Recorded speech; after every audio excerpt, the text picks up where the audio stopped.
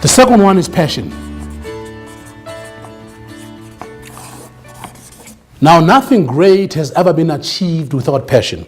And when I talk about passion, most of you think about, oh, red roses, Valentine, very fuzzy, whatever. Now, a lot of the words, English words that we use, they find their origin in Greek. Now, passion in Greek means pascho. And what does pascho mean?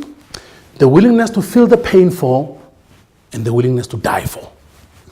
So each time I meet people who work and I say, so are you passionate about your work? I say, yeah. I says, are you willing to die for this job? Are you willing to feel the pain for it? And suddenly the subject changes or their face changes because now you're asking them a question which they do not have an answer for or they are not willing to give themselves to. Now, our great statesman, Nelson Mandela, in his trial, when they were charging him for treason, he said to the judge that an ideal of a society that is just and where everybody is treated equally, it's an ideal that is prepared to fight for, but if it is necessary, it is an ideal for which he was prepared to die for. That showed how passionate he was about his ideal and about his purpose. So what are you passionate about? Because once you find your purpose, you've got to apply passion into it. You've got to give yourself to this. And that's why I shared Momofoku Ado's story, so that you can understand. It's not going to happen in 2 years. It's not going to happen in 3 years. I don't know. You know, like I'm saying, I'm not Mark Zuckerberg. I'm not, Elon Musk. But if you go through their stories as well, Facebook just didn't happen overnight. It took time for it to really get to where it is. He still works exceptionally hard, so none of us will get a break unless, of course, you are coming from the royal family. You're going to inherit some gold bullion and some lovely diamonds, but for the rest of us, we've got to really make things happen. So the second principle is about passion. The third one, it's about performance.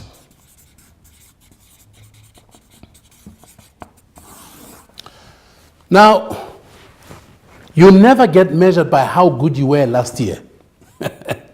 You get measured by how great your day has ended.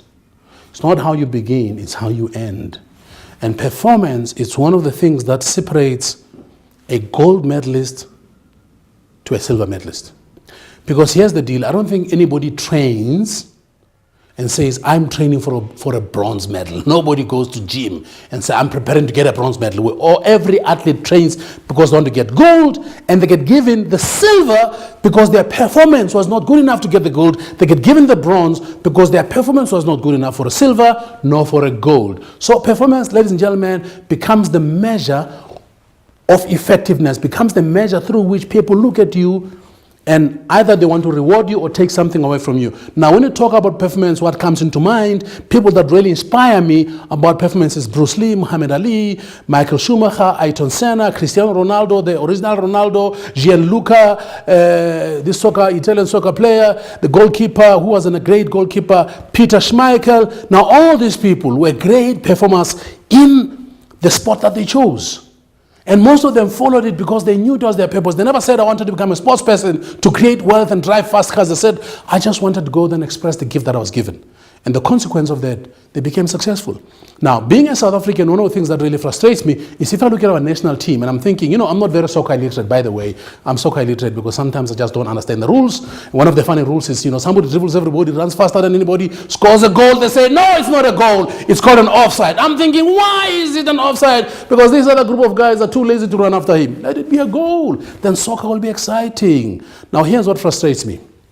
Like I'm saying, I don't know who plays what position. But I'm just asking myself, Ronaldo plays a certain position, and somebody in South Africa plays the same position. What's the difference between the two? Performance. Ronaldo is obsessed about success. He trains like crazy, doesn't drink, doesn't go out at night, doesn't do all these funny things. And yet we've got players who earn very little amount of money because, they say in the land of the blind, the one-eyed guy becomes the king. They earn this little amount of money and then it drives them crazy and their performance disappears. And tomorrow they become a basket case. So the third principle is about performance. And performance, ladies and gentlemen, is about how much you immerse yourself in your purpose with that passion that oozes each and every day and the willingness to take the painful.